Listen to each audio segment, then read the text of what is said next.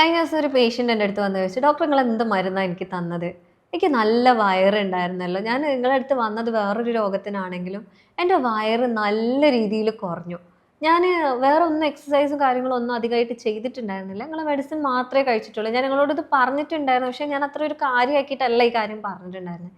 നിങ്ങൾ എന്ത് മെഡിസിനാണ് എനിക്ക് തന്നത് എന്ന് ചോദിച്ചു. ഭയങ്കര അതിശയത്തോടു കൂടെ വന്നതായിരുന്നു. അപ്പോൾ നമ്മൾ അവരുടെ കേസ് ഹിസ്റ്ററി ഒക്കെ എടുത്തിട്ടുണ്ടായിരുന്നു. അപ്പം ഞാൻ ചിരിച്ചു. അവരോട് ഞാൻ പറഞ്ഞതെന്ന് വെച്ചാൽ നമ്മൾ അവരുടെ ഈ ഒരു ഡിസീസ് ആക്ച്വലി അവർ വന്ന അസുഖം ഈ ഒരു വയറുമായിട്ട് റിലേറ്റഡ് ആയിരുന്നു. അപ്പം അതിന് റിലേറ്റഡ് ആയതുകൊണ്ട് തന്നെ നമ്മൾ അതിനനുസരിച്ചുള്ള മെഡിസിൻ കൊടുത്തപ്പോൾ സ്വാഭാവികമായിട്ടും വയറിലുണ്ടായിരുന്ന ആ ഒരു എക്സസീവ് ആയിട്ടുള്ള ഗ്യാസ് ഫോർമേഷൻ നമുക്ക് ഇല്ലാണ്ടാക്കാൻ സാധിച്ചു. അധികമായിട്ടുള്ള വയറിനെ നമുക്ക് കുറയ്ക്കാനും അവിടെ സാധിച്ചിട്ടുണ്ടായിരുന്നു. അപ്പോൾ ഇതിൽ പറയാനുള്ളത് എന്താണെന്ന് വെച്ചാൽ ബേസിക് ആയിട്ട് നമുക്ക് പല രോഗങ്ങളിലും ഒരു വലിയൊരു റൂട്ട് കോസ് ആയിട്ട് കാണാറുള്ളത് നമ്മളെ ഈ ഒരു ഗ്യാസിന്റെ പ്രശ്നമാണ്. പലപ്പോഴും അത് തുടക്കത്തിൽ വെറും ഗ്യാസ് ആയിട്ട് നമ്മൾ വായുഗുളിക കുടിക്കുന്നു, അല്ലെങ്കിൽ എന്തെങ്കിലും താൽക്കാലികമായിട്ട് നമ്മളുടെ മെഡിക്കൽ സ്റ്റോറിൽ കിട്ടുന്ന മരുന്നുകൾ കുടിച്ച് അഡ്ജസ്റ്റ് ചെയ്യാറുണ്ട്. പക്ഷെ പിന്നീട് പല പല രോഗങ്ങൾ വരുമ്പോഴാണ് ഇതിന്റെ റിലേഷൻ എന്താണെന്ന് കണ്ടെത്താണ്ട് നമ്മൾ ബുദ്ധിമുട്ടുമ്പോഴാണ് ആക്ച്വലി ഇതൊന്നും വേണ്ടില്ലായിരുന്നു എന്നുള്ളത് മനസ്സിലാക്കാറുള്ളത്. അപ്പോൾ ഇന്നത്തെ വീഡിയോയിൽ നമ്മൾ ബേസിക്കലി ഈ ഒരു ഗ്യാസ് അല്ലെങ്കിൽ ഈ ഒരു ബ്ലോട്ടിങ്, വയറിങ്ങനെ വീർത്ത് മുട്ടി നിൽക്കുന്ന ആളുകൾക്ക് എന്തുകൊണ്ടാണ് ഇത് വരുന്നത്, എങ്ങനെയാണ് നമുക്കിതിനെ അവോയ്ഡ് ചെയ്യാൻ പറ്റുന്നത്, അല്ലെങ്കിൽ എന്തൊക്കെ കാരണം കൊണ്ടാണ് ഈ ഒരു സാധനം വരുന്നത് എന്നുള്ളത് ബ്ലോക്ക് ചെയ്യാൻ പറ്റുന്നത്, നമ്മൾ ഇത് വരാതിരിക്കാൻ വേണ്ടിയിട്ട് വേറെ എന്തൊക്കെ ശ്രദ്ധിക്കണം എന്നുള്ള കാരണങ്ങളെക്കുറിച്ചാണ് നമ്മൾ ഇന്ന് ബേസിക് ആയിട്ട് ഡിസ്കസ് ചെയ്യുന്നത്. ഞാൻ ഡോക്ടർ ഹിബ അബ്ദുൽ മജീദ്, ഡോക്ടർ ഹിബ സറൂവിയ, പെരിന്തൽമണ്ണ, മലപ്പുറം ജില്ല.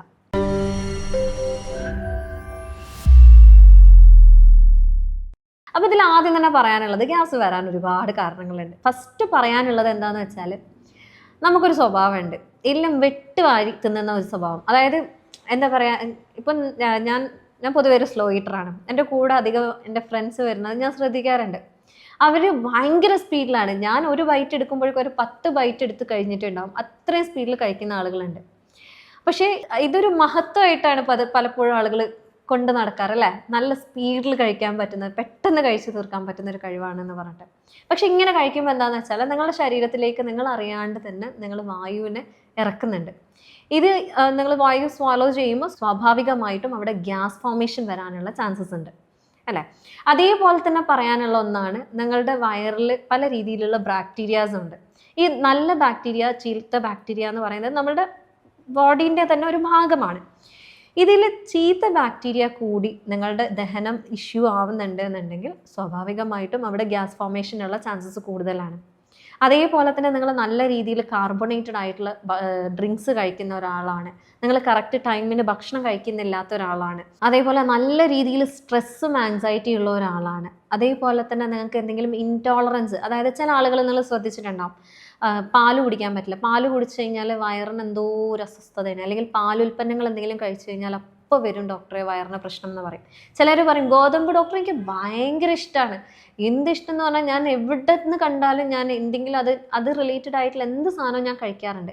പക്ഷെ കഴിച്ചു കഴിഞ്ഞാൽ പിന്നെ വയറിൻ്റെ അവസ്ഥ പോക്കാണ്. എന്തായാലും ഒന്നുകിൽ ടോയ്ലറ്റിൽ പോകേണ്ടി വരും, അല്ലെങ്കിൽ വയറ് മുട്ടി എനിക്ക് എന്തോ ശ്വാസം മുട്ടണ പോലെ തോന്നാറുണ്ട് എന്ന് പറയും.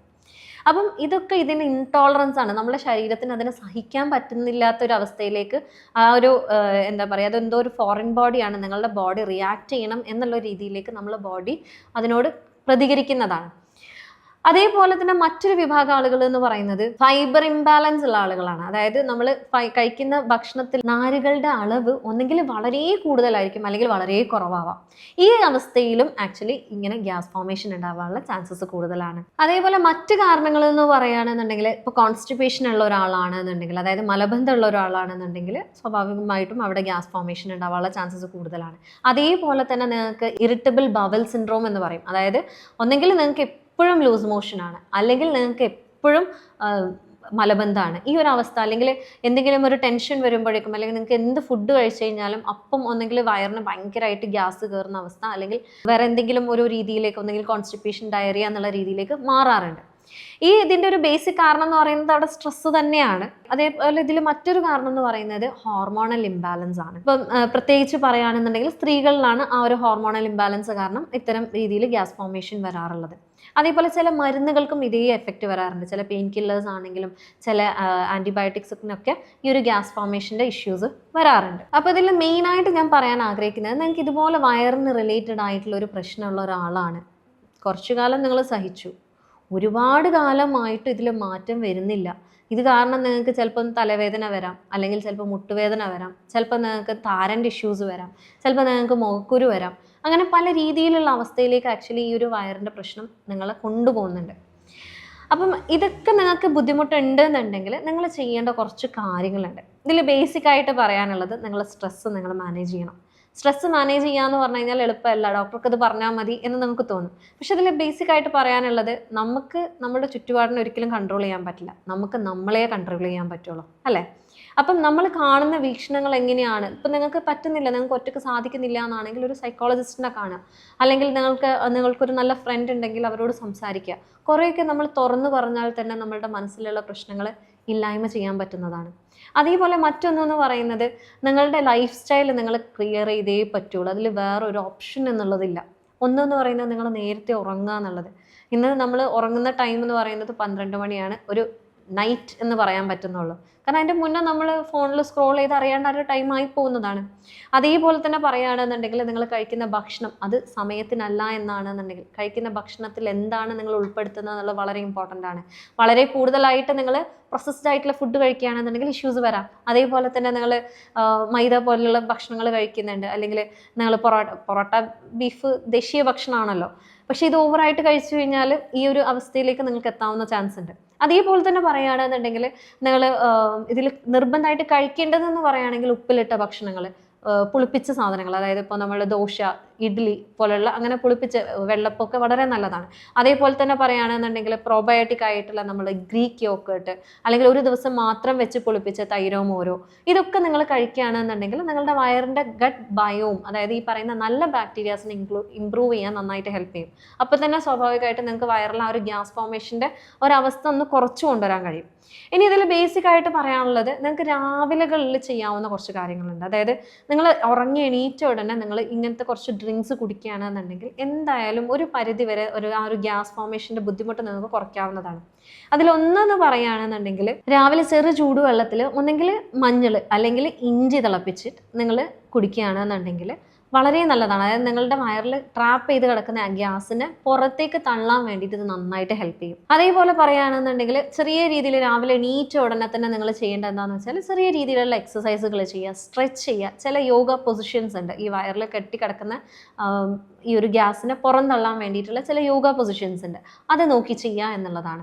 അതേപോലെ തന്നെ പറയാനുള്ളത്, നിങ്ങൾ ബ്രേക്ക്ഫാസ്റ്റ് കഴിക്കുമ്പോൾ എപ്പോഴും പെട്ടെന്ന് ഡൈജസ്റ്റ് ചെയ്യാൻ പറ്റുന്ന, പെട്ടെന്ന് ദഹിക്കാൻ പറ്റുന്ന സാധനങ്ങൾ കഴിക്കുക. രാവിലെ തന്നെ നല്ല എണ്ണയിൽ പൊരിച്ച ഭട്ടൂരയും അല്ലെങ്കിൽ പൂരി പോലുള്ള സാധനങ്ങൾ മാക്സിമം ഒഴിവാക്കുക.